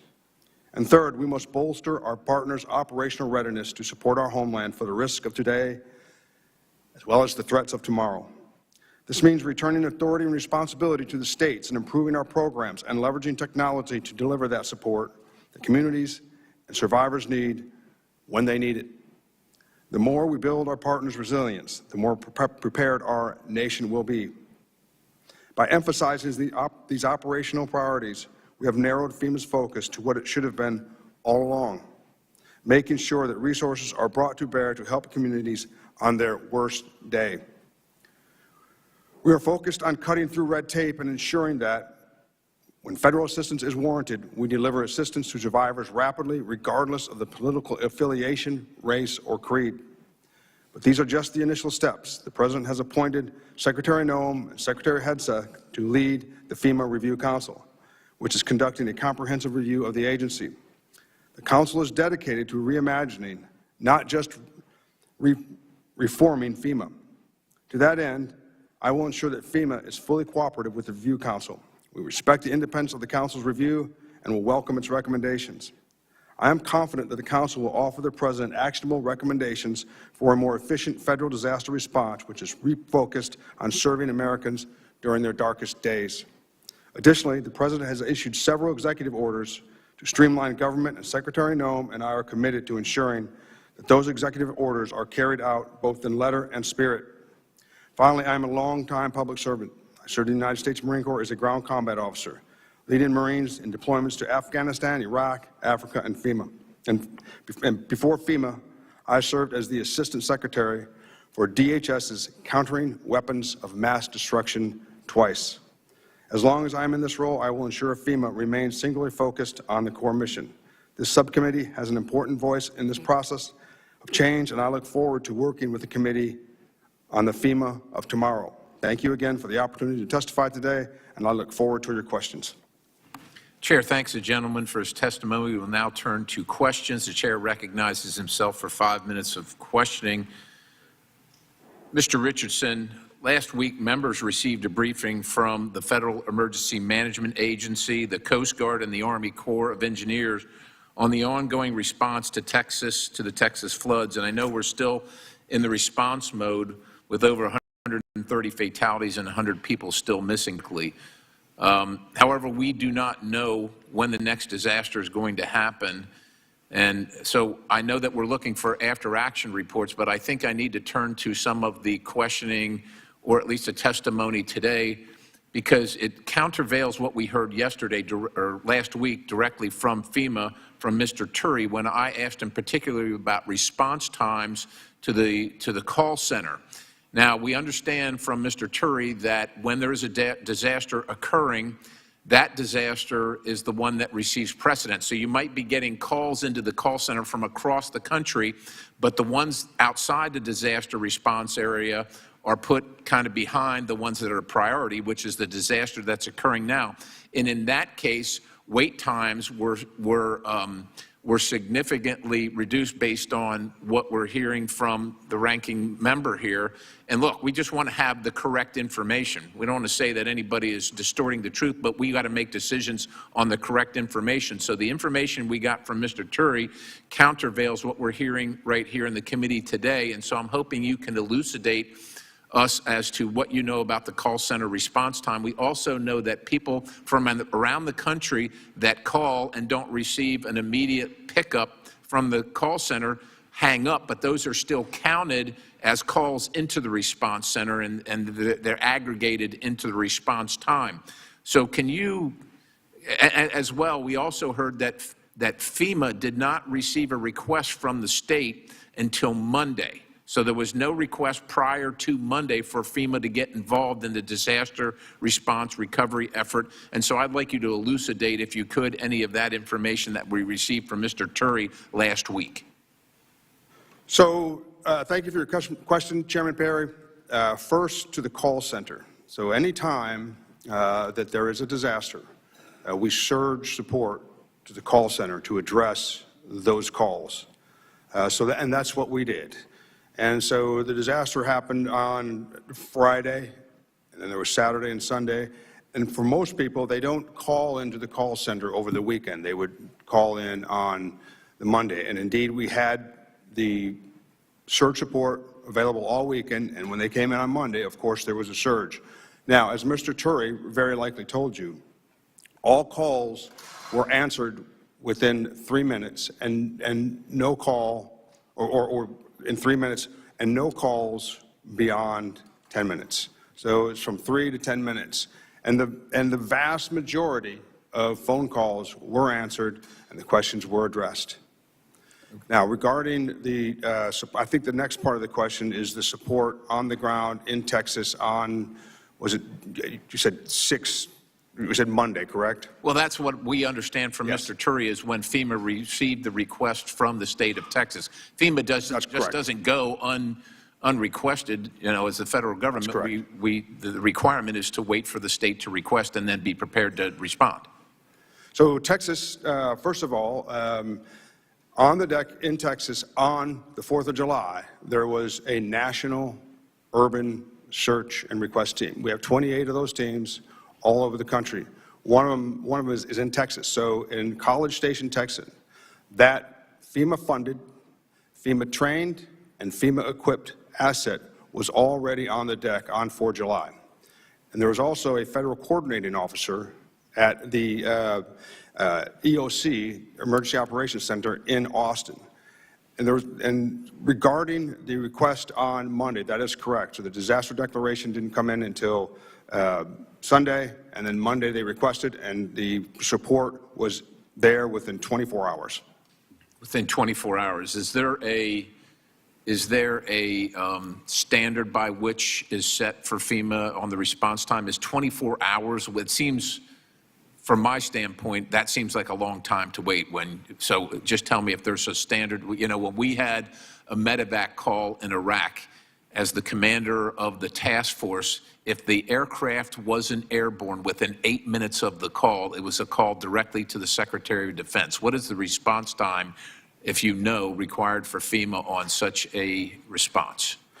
Thank you for the question. Once again, they get there as quickly as possible. Those two teams came from, I believe it was Tennessee, no, it was Missouri and Colorado, and they get there as soon as they possible because they've got to move. I understand, but so my time has expired, but is there a minimum response time? I'm just asking for purposes of trying to make things better. So does FEMA have a minimum response time once the request is made to respond, like within an hour or within 24 hours? Or what's Well, they respond immediately, and as soon as they get the word, they move. So they respond. But there's no requirement that you know of? There's no requirement?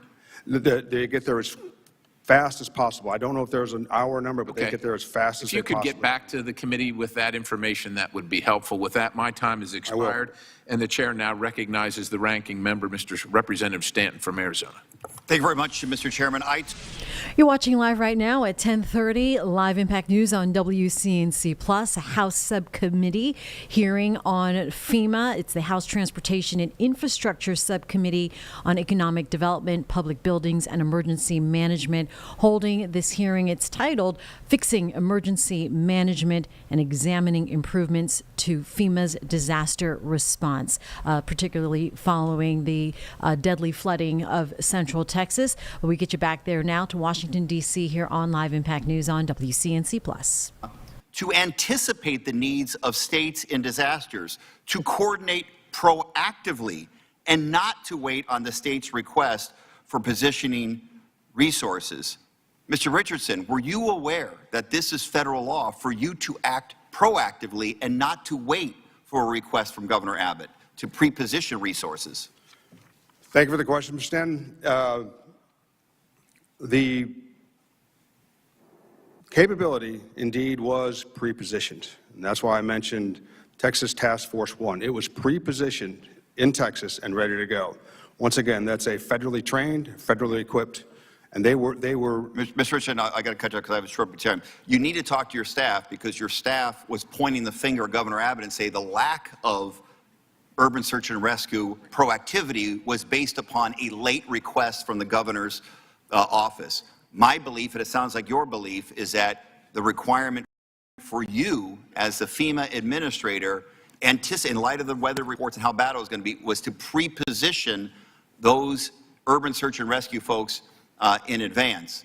And I believe that FEMA has failed in that mission because there could have been a lot more urban search and rescue there later. They weren't there until 72 hours after the tragic incident. How many times have you met with President Trump since you've assumed this role? I have not met with President Trump. How many times have you spoken with President Trump one-on-one in your current capacity? I correspond with the President on a regular basis. Where were you on July 4th and July 5th of this year? On July 4th, I was on vacation. When did you return from your vacation? I returned the next day. So on July 5th, you returned to Washington, D.C.? I spent the entire vacation in my vehicle speaking on my phone to either the state of Texas or DHS, coordinating for the events in Texas. Were you on the first plane back to Washington then from your vacation? I was in my truck with my two boys and myself. I was in my truck. I remained in my truck the whole time. When did you first learn of Secretary Noem's $100,000 sign-off policy, and did you warn her or anyone at DHS about the potential for delays in FEMA's ability to respond as a result of that policy? The Secretary signs anything that comes across her desk nearly immediately without undue delay. And I never had a concern about the $100,000 memo, never concerned me. I've never seen it cause any undue delay.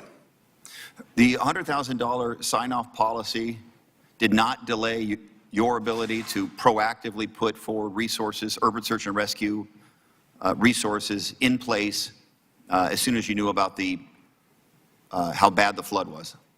Under President Trump's leadership and Secretary Noem's leadership, their exceptional leadership, the support that was so critical to the people and the state of Texas on their worst day was on target, on time, and that is what they told me.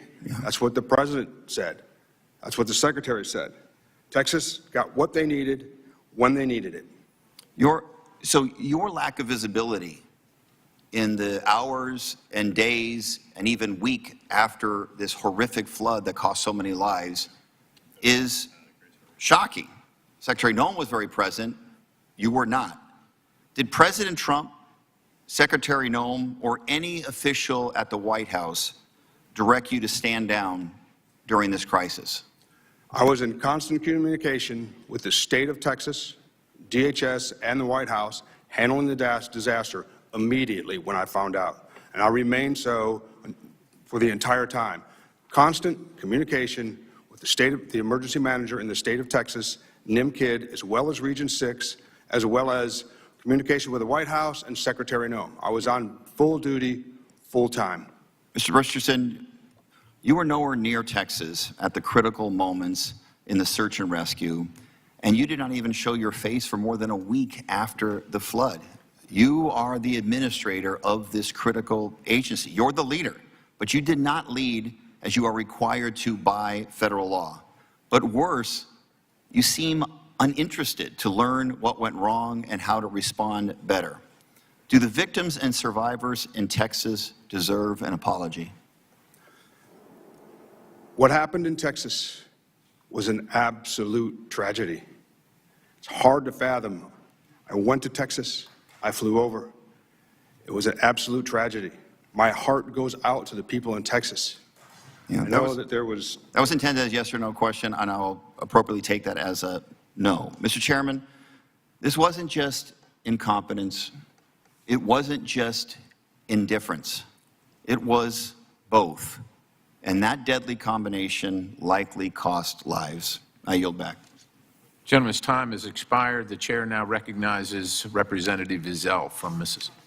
Thank you, Mr. Chairman. And thank you, Mr. Richards, for being here, and thank you for meeting with me earlier last week. We discussed numerous FEMA issues the other day. For years, the agency has struggled to respond effectively to disasters, both before and after they occur. A couple of months ago, one of the county managers from North Carolina testified before this subcommittee and reflected on the fact that FEMA did not even pick up the phone when tragedy struck. Within my own district, as we've discussed projects that still linger after Katrina, we're coming up on the 20th anniversary next month. 20 years after the deadly hurricane, my office is still battling with FEMA over issues from that hurricane. Mr. Richardson, what measures is FEMA taking to finally close out the Katrina projects? There's a great emphasis on closing out the FEMA projects. It's one of my discoveries during the full mission analysis at FEMA that we have a long ways to go on closing out all the open disasters. In fact, just this morning I was briefed on the open disasters, and that's one of the challenges we find with FEMA, that it's there's too many bureaucratic processes in the place for closing out the disasters. You going to work on cutting out some of those bureaucratic issues? Indeed I am, sir, and I would be glad to collaborate with you, come see you, and talk you through how we're doing that. Thank you. Kind of switching gears here just a minute. Last Congress, I asked Administrator Criswell to consider the flood maps provided by locals in my state. I am encouraged by the positive feedback from that, and I want to continue on with conversations about that between FEMA and the stakeholders in Mississippi. A more informed consumer base armed with clear signals about their flood risk would lead to a better insurance participation, stronger risk pools, and encourage flood mitigation investments that reduce flood insurance premiums and help the taxpayer. How is FEMA modernizing NFIP to meet the need for property-level risk flood management?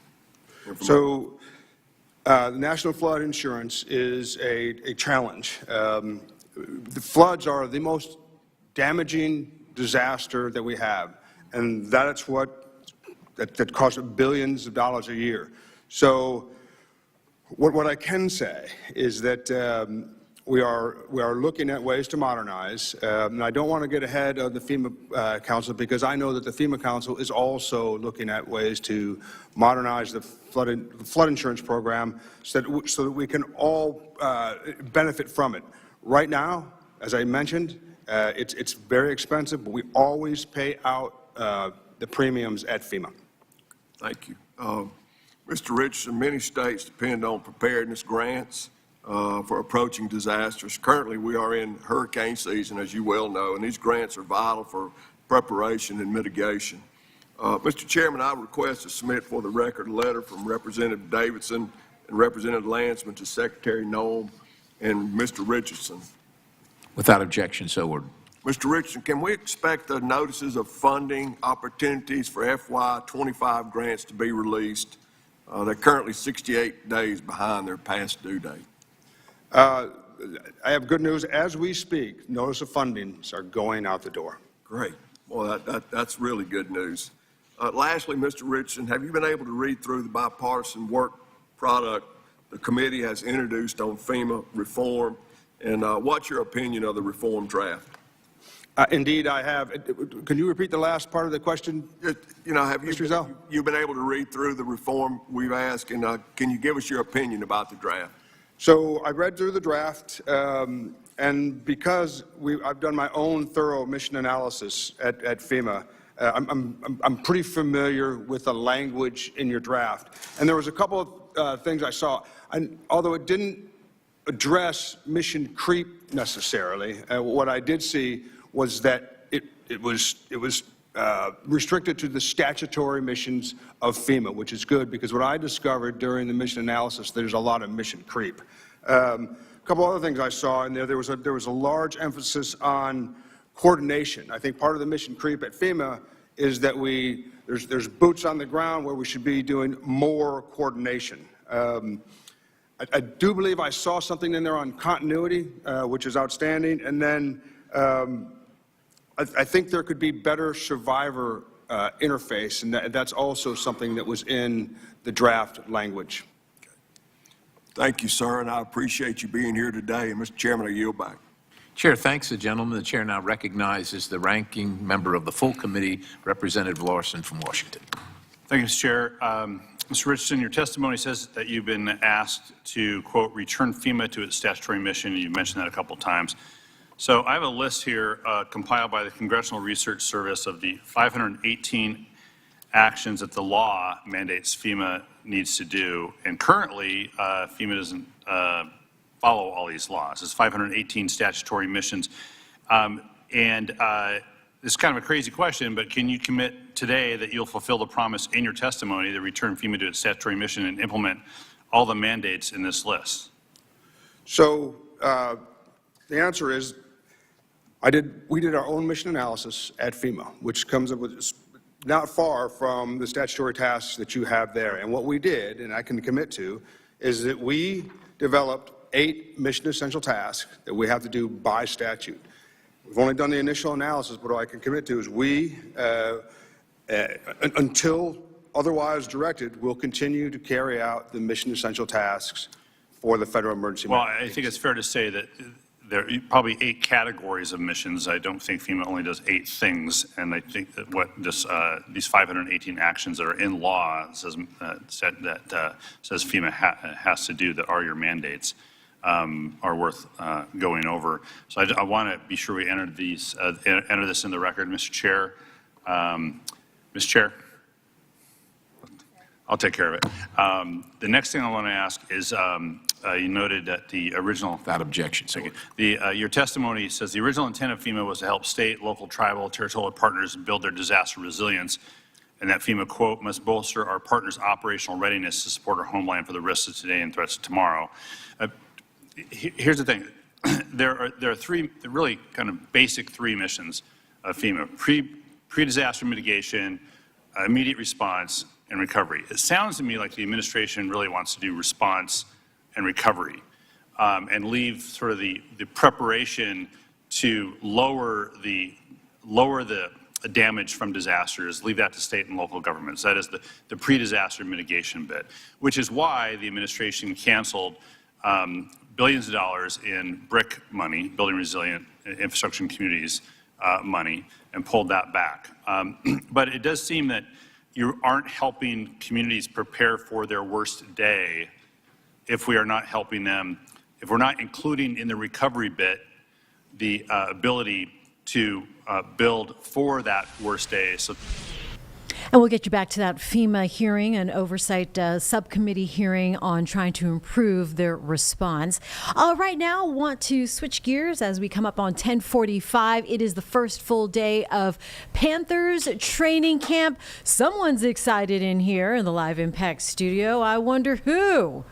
That's Nick. Well, that's Nick Sturdivant. Oh, she did it. I got you. I got you. But man. We're going to go to Nick Carboni. Okay. First of all, joining us on the phone, Nick, how's it going? I'm good, Jane. And hey, Nick, yeah, I'm mostly excited because this is the best it's ever felt at a training camp practice, I think. There's a lot less humidity than normal. It's a beautiful summer day out here in Uptown Charlotte. Nice. Well, what are you expecting today? What's the itinerary going to look like for today? Yeah, so the team just took the practice field around 10 o'clock. They started with some individual drills and then went into stretching. There's no pads yet at training camp. They'll wait until about the second week to put those on. The NFL ramps things up now, and that's, for player safety and to avoid injury. It's not like the old two-a-days that they used to have, fully padded practices for 3 weeks, twice a day. So I think everybody's kind of all eyes on Bryce Young, and kind of a funny moment for him at the beginning of practice. There's no fans here at training camp for the first and only time since 2020 during COVID. That's because they're building a new practice facility right here where the bubble was. That won't be done till 2027. So after Bryce Young threw his first couple of passes, he turned around and kind of mimicked pumping a crowd up that wasn't there. So they're trying to create their own energy out here. But there is a good energy. It is year 2 under Dave Canales. Bryce Young had a strong finish to his season last year. So I think there is optimism. There's optimism in all 32 camps here on July 23rd, but reasons for optimism, at least in terms of an improved product this year. All right, that sounds like a good energy that's already starting. And really speak to the tone that's being set as, there is this optimism, and then with eyes on Bryce Young and Canales going into year 2. Sure. So we got a chance to catch up with General Manager Dan Morgan yesterday, and it was really kind of a state of the franchise type of chat with Dan. He put out words like process and, having a targeted off season and having success that they can sustain here in Carolina. But there was one word that he did not mention, much to Nick Sturdivant's chagrin, I think, and that was playoffs. And he basically said, look, you got to earn that. So here's a little bit of what Dan Morgan said yesterday. To me, if you're doing the things that I mentioned, things will take care of themselves, whether it's playoffs. I think that you need to not look in that direction. I think that you have to go out there again and work on a daily basis, and you just got to earn it. I think everything that's going to come to us this year is going to have to be earned. All yeah, right. So you got – oh, go ahead, Jane. No, yeah, it sounds like it's a serious attitude and approach to this, and they're in it to win it. Although optimism is cautiously optimistic. Yeah, and I think when you think about where Dan Morgan and Dave Canales are in running this team, they're both entering their second season. Neither of them envision this as an overnight rise to the top of the NFL. I think the next goal for this year is to be competitive in their division towards the end of the season. And as Dan Morgan said, if you're taking care of business, you may be in line for a playoff spot, or at least being able to compete for one. So the big lofty expectations, at least publicly stated ones, those may have to wait until we see what's on the field for the first portion of this season. All right, even before watching the players, start running real drills and all of that, what position battles are we supposed to be looking for? I think two positions that I'm really watching are defensive line and wide receiver. In terms of position battles, I think you're more geared to look at wide receiver, but defensive line, I mean, this was the worst defense in the NFL last year. It was one of the worst defenses in NFL history. They made improvements up front in free agency and the draft that they indeed hit on those picks. So not so much competition up there, but just the improved product on the D-line overall. Dave Canales said that was the best position group at minicamp just a few short months ago. And then you factor in that their Pro Bowler, their big guy up front, the best player pound for pound on this football team, Derek Brown, is back in action. He tore his meniscus at the beginning of last season, missed all of last year after a record-setting 2023. He has been cleared for practice in training camp. I think they're going to be careful with him to get started, but you can, at least for now, count him back into that group as well. Wide receiver is the one that I think is the most fascinating position battle. You've got Adam Thielen, of course. He's been reliable. He's into his mid-30s, but he's still playing at an elite level. And then they've gone out and drafted two very intriguing guys at each end of the draft. Number one pick was Tetairoa McMillan, 6'4" receiver out of Arizona, who should give Bryce Young a tall and reliable target. And then towards the back end of the draft, they picked Jimmy Horn from Colorado, who was a bit overshadowed by Heisman winner Travis Hunter catching passes from Shadur Sanders there, but a guy that a lot of fans are really excited about, and I think for good cause. He just looks the part of an explosive playmaking wide receiver, and even kick and punt returner as well. And the best story maybe entering training camp in all of the NFL is Hunter Renfrow. He was a star at Clemson after walking on, won a national championship, got drafted by the Raiders, went to a Pro Bowl there, and then sat out last season with ulcerative colitis. He was very, very sick, lost a lot of weight, and was actually working an office job in South Carolina. But he's decided to try and make a comeback, and make that comeback here in the Carolinas. So that's a very interesting room to watch right now. Oh, that's a great story. We have a soundbite for Rob Hunt. Set us up, Nick. So Rob Hunt is the kind of gregarious Pro Bowl guard that the Panthers picked up last offseason. His big contract paid off. The offensive line was clearly the most improved position on this team last year, especially when it comes to the run game. And Rob is a go-to soundbite every day, win or lose in the locker room, and you're about to see why. But he talked about the end of last season, and the win total wasn't, up to par in the NFL. But the Panthers felt like they were starting to give the city something back, something that it had starved for, some sort of success in some of those late season wins. You can feel it, man. It's, this city, speaking for the city, has a lot of hope. They want winners, and you can feel it once it's kind of close. Even we won 5 games last year, which is not great by any means, but it felt like we were doing something great. You know what I mean? Because it's the city looking for it. So. That vibe feels great. The team vibe feels great. All right. And then Sturdivant just said he just got engaged. So, wow, what an exciting time. Carboni, what can we expect from you later on here on WCNC Charlotte News at 4, 5, and 6?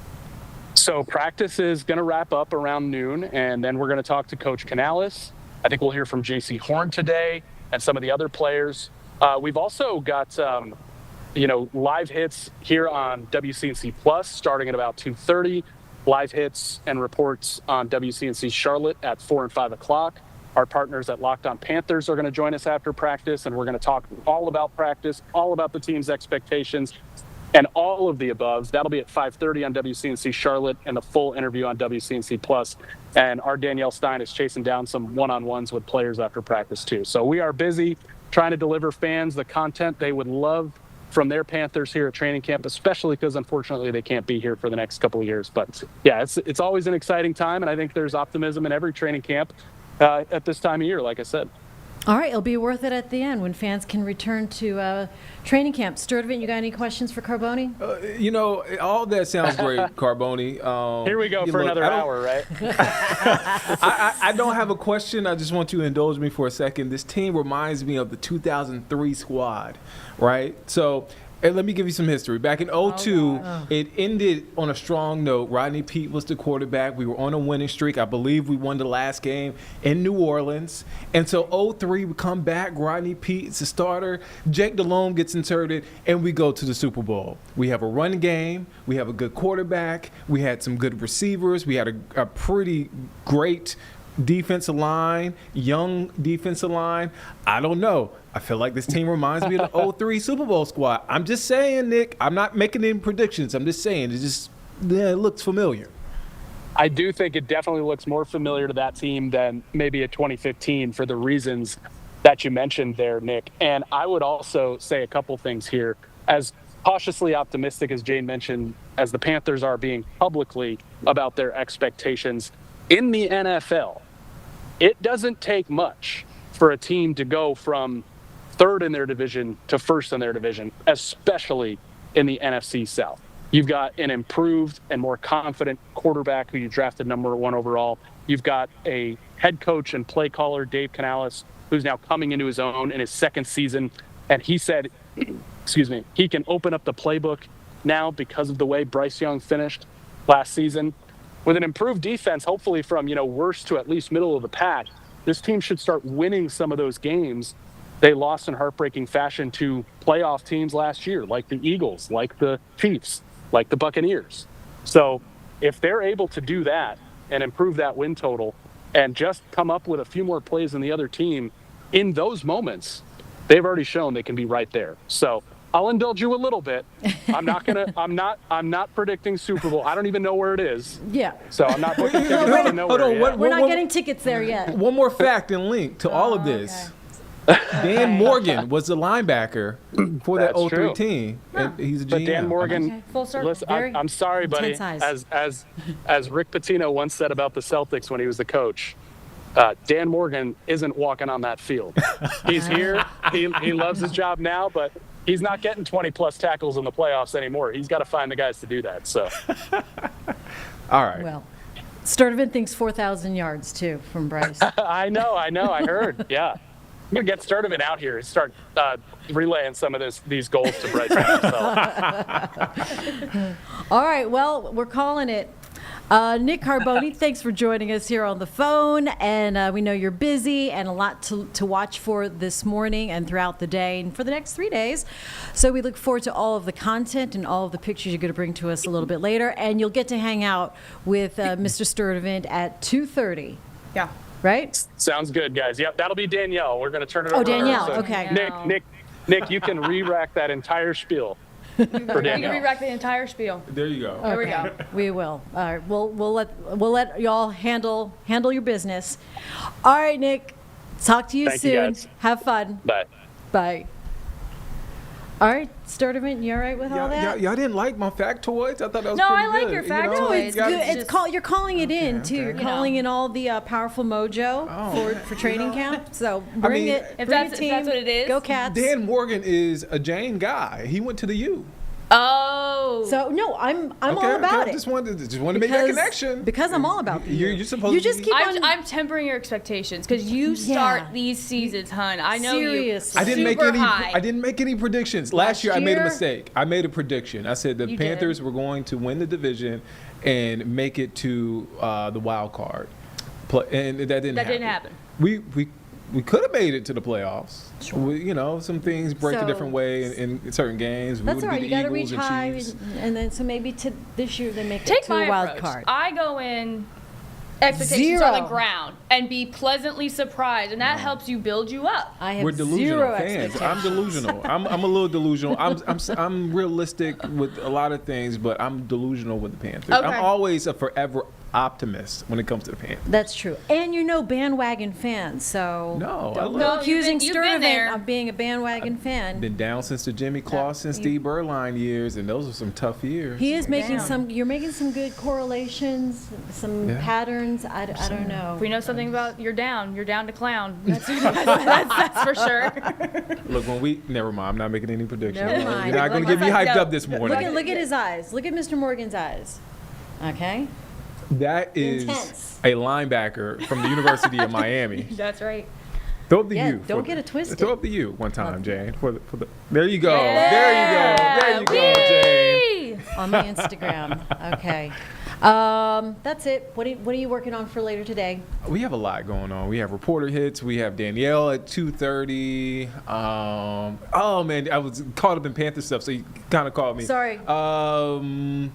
We were following a depth investigation in Caldwell. Trying to remember Cornelius. There is controversy surrounding a development. We're going to get an update on that. But we're gonna have Miss Julie, who does all things budget, Julie? all Politics. things politics. We're about CMS budget changes. yeah. That's on the table. agenda. Okay. So that we have a lot. It's always busy in the afternoon. It's Yes, really busy. yes, it is. Today we've been busy. Middle of the week is usually chock full of stuff. Today Stein's We've had a lot in of town. stuff. Oh, Stop. yeah. That's right. That's Josh right. Stein's in town. 145. So yeah. All right. So you can continue to hang out here. Okay. All right. Thank you. I appreciate We'll let you that. stay. You're fine. All right.